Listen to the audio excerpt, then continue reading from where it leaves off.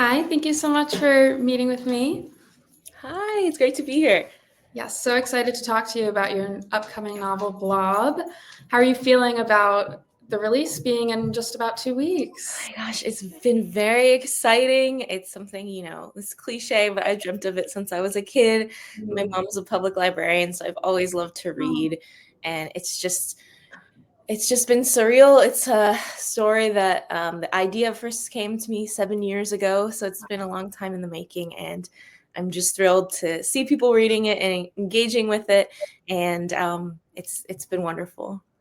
yeah, that's amazing. 7 years, that's such a long time. Is there anything that stands out to you? 7 years ago, what was that first thought that came to mind that sparked the idea for the rest of the novel? Yeah, I was really interested in connections, both romantic and platonic connections, and kind of thinking about how mysterious they felt to me. And just, uh, I wanted to explore that idea through a surreal or speculative conceit. So, using the blob to kind of think about the ways in which um, these connections can form. And I was really excited about that idea. So it started as a 10-page short story. It turned into a 10-minute play. And then I put it away for a year. The pandemic happened, and I was working on my first novel. I was working on my dissertation, and I came back to the idea. So that's kind of where it started. I think Blob and Vi were not done with me. So yeah, that's what happened. You returned to it for your dissertation, and then you just felt like that was the story that you've been working on, and it's been calling to you for so long. So, yeah, Yeah. that's so interesting that you had it as a play for a little bit. Yes, it was wonderful. I was in the playwriting workshop at Cincinnati, and it was only one night only. Bob the Blob, a 10-minute play, and it was fantastic. The actors there are wonderful, and it was just fun to see it in a new form, and it kind of helped me understand the characters in a new way. It was fantastic. Yeah. Yeah. Wow, that's really interesting. What formed the idea of the blob itself? Because I mean, you could explore the connections and interpersonal relationships so differently. But I was so fascinated with the idea of her finding this blob outside of the nightclub. Yeah, I've always loved speculative fiction, so kind of playing with surreal conceits. I was lucky enough to have two of my kind of author heroes blurb the book, including Amy Bender and Kevin Wilson. And I'm inspired by kind of the way that they are able to kind of craft these strange conceits that kind of get to the heart of things. So I knew that I was going to have some sort of fantastical or speculative element. It's just kind of always been there in my writing. I'm interested in kind of the strange and the weird and how to kind of get at the reality of being human in this kind of sideways way, because that's kind of the way that I think about and experience the world. So um, I was excited to kind of explore it through that speculative conceit. Yeah, I love that. You had mentioned that your mom works at a library, so I was just curious if there was ever a speculative fiction book that maybe was the first one that kind of introduced you to the genre and really, became your thing. I remember reading Beloved by Toni Morrison Mhm. and just being like, "Oh, wow," in terms of content, thematics, but also the form. I was so struck by how she was able to play with time, use this kind of ghostly supernatural figure. I I think that was the book that I read, and really actually I'd always been a reader and I'd always written stories, but I think that was the book I read, and I said, "Wow, fiction novels can really move you, and this is something that I want to pursue in a real way." So, when you're thinking about the character of Bob and his relationships with the, I guess, more real characters in the book, how do you feel about, or I guess, um, what what was his function as a character for you mainly in the book besides this kind of surreal, I guess, parallel to the characters? Mm-hmm. Yeah, that's a great question. And I think it's interesting because you create these you set up these like puppets. You're like, okay, here are these um, thought experiments. And then when you write a novel, I feel like you're like, oh, this is not, I have to commit to these characters. I have to try to understand them and try to invest kind of in their growth and development. So I had a professor who was like, in novels, you befriend the characters, in short stories, almost never. So I really took that and I was like, I need to, um, Bob needs to be a character who isn't just a parallel to Vi, who is himself trying to figure out the world and where he fits in it and his struggles and his questions that he has as this kind of new being in the planet. So I think through the novel, he started maybe as a thought experiment and he kind of became his own person through the process of writing the novel.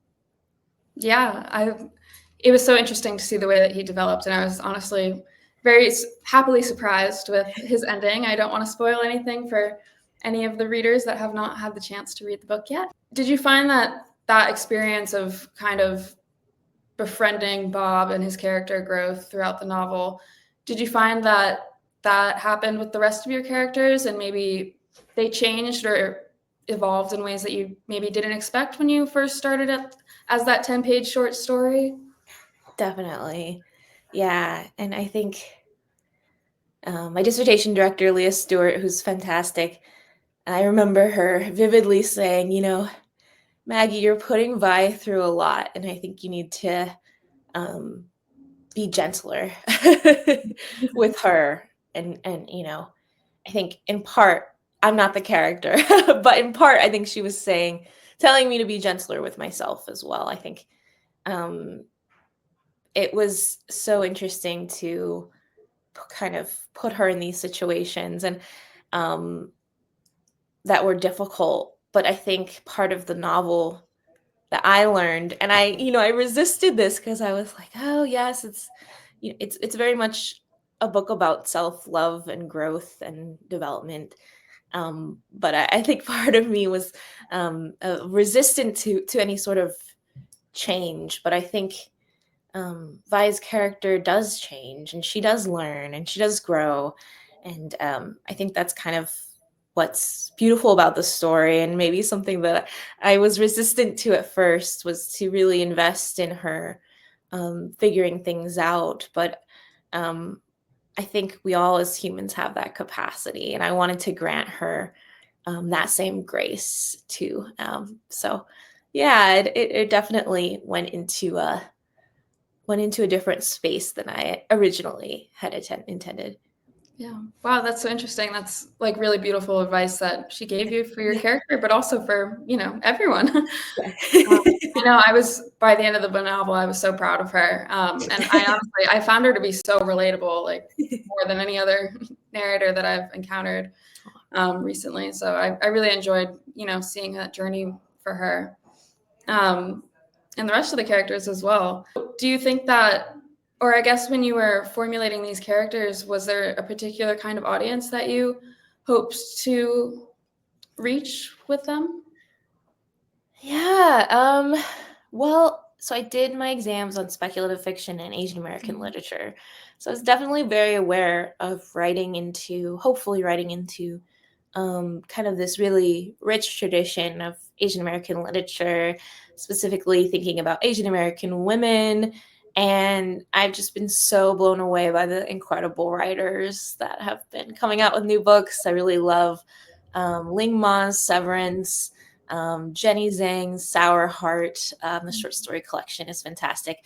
And just kind of how they're playing with the trope of kind of the perfect Asian American woman, and been really inspired by those. So I was kind of very aware that I was writing influenced by kind of these traditions, as well as Amy Bender and kind of the speculative tradition.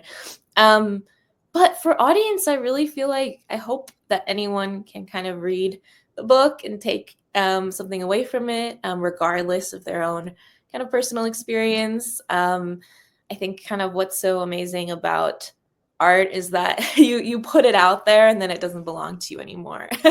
Yeah. And so I think it's been really fun hearing other people's reactions. And I don't actually get offended when people say that they hate Vi. I think that's kind of interesting. I think there's been like a mixture of people who find her to be sympathetic and some who don't. And I think whatever folks want to take from it, I'm just excited to hear. And even if they didn't love the book, I love to hear that like they finished it quickly. They still found it readable and interesting. Definitely. So that's been interesting. Yeah. I'm so shocked to hear that people didn't care for Vi. I can't believe I'm really like, oh, she's so relatable. No, So good. I love that. I mean, I feel the same. Yeah. But yeah, I mean, it's an extension of you. And, it's so interesting to see how people will, take it and understand it in different ways than maybe you never would think. So must be very exciting. I was really interested in nature as kind of a theme in the book, and a couple of moments that really stood out to me. There was involving like a baby bird and ants and a couple of different bugs, and obviously the blob itself is kind of a creature in its own sense. So I was curious if there was how that came to be for you, and if there was influence on the, I guess, role of nature in the text for you. Yeah, I love that you picked that out because it's something that was very intentional in my writing of it. And it's something that is kind of grounded in some kind of facts from my upbringing. There's a moment in the book where Vi's like, she got all of these unusual pets in her childhood because her parents thought she didn't have any friends. And I also had very unusual pets for the same reason. So I think I wanted to play with this idea that she has of kind of responsibility for other people and other characters, but also animals. And I think there's kind of a mixture there, I think she's failed some of these, and she talks about how they let the snake go and the birds ripped to shreds, or there's Japanese beetles. Is a type of kind of invasive species in the US where she's kind of has a chopstick and is putting it in soapy water for her dad because it's eating all of the plants. So there's like all of these different examples of her engaging with kind of animals in different ways. And I pulled it back a little bit. I did get the comment that it was perhaps a lot. But I also think, our relationship to the animals that we keep, the animals that we care for, is really interesting. And especially like as a child, what does it mean to engage with like helpless creatures in that way? And I think she still carries a lot of that guilt around. A lot of the flashbacks are kind of thinking, not, I didn't want them flashbacks to kind of explain why Vi is the way she is, but I did want them to provide some context. Like, what are the little moments kind of in our lives that shape us and mold us? And why do we hold on to, especially the more difficult moments? There's also when she's like reading her mom's romance novel, she feels an incredible amount of guilt for that. She feels an incredible amount of guilt for these animals that she feels like she's failed, or in some ways have come to some horrific demise because of her. And I think it's kind of shaped her idea or her understanding of herself as a caregiver or as a partner, as in relationships. And so, yeah, I think her interest in nature and these things she can control versus the things that she can't. I think nature definitely comes into play with that. Yeah.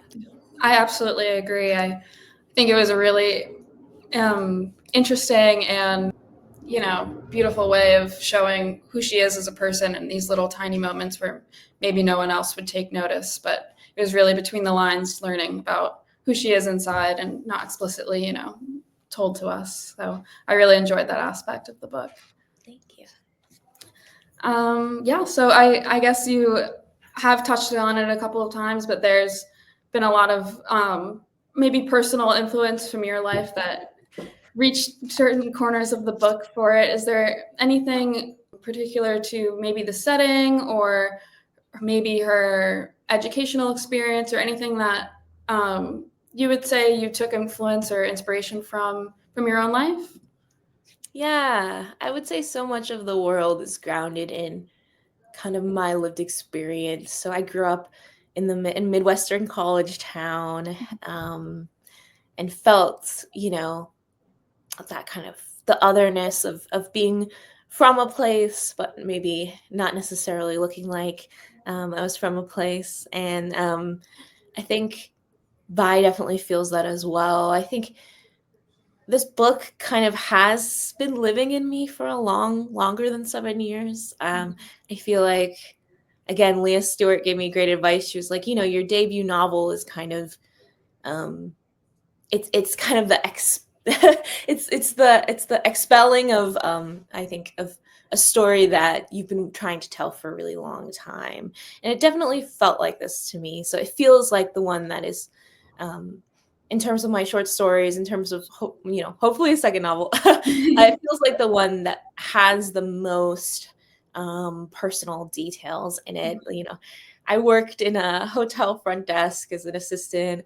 I lived in a basement apartment in Cincinnati. But what's really interesting is, you know, kind of when you create the fictional version, it's always like slightly different. So I can picture my basement apartment and Vi's basement apartment, and they're actually slightly different layouts. I just think that's strange. But I think, especially for this book, it was important for me to kind of ground it in the Midwest.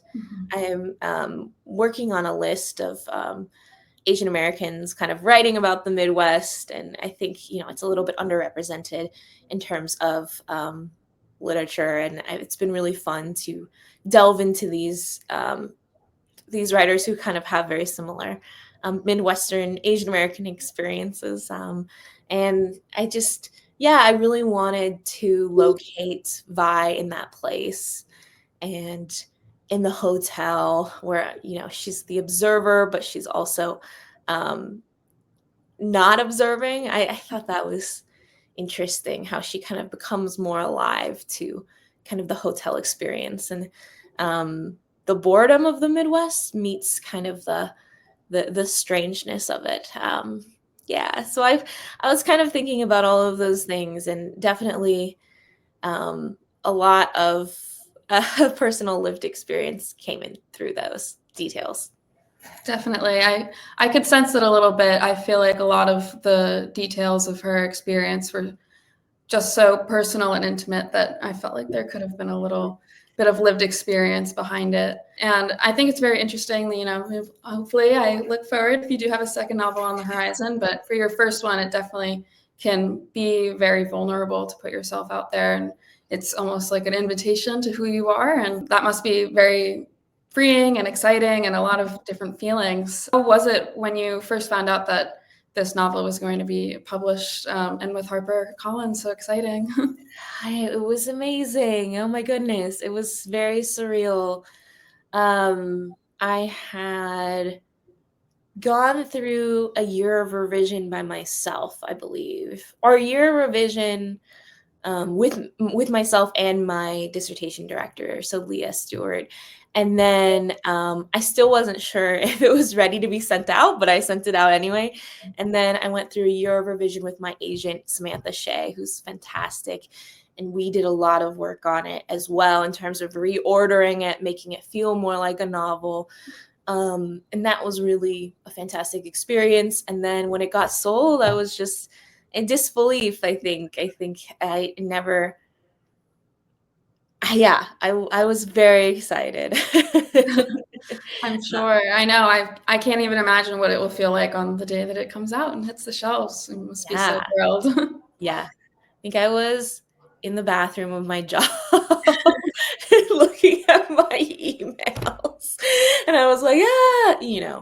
Yeah. Thank you so much for meeting with me and talking about the experience. I'm really happy to have you as my first debut author for interviews. So, yeah, I really loved your book, and thank you for, answering all my questions and talking about the experience of making this novel come to life. Thank you so much for having such amazing questions and for reading my book so thoughtfully. I really appreciate it. It means the world to me.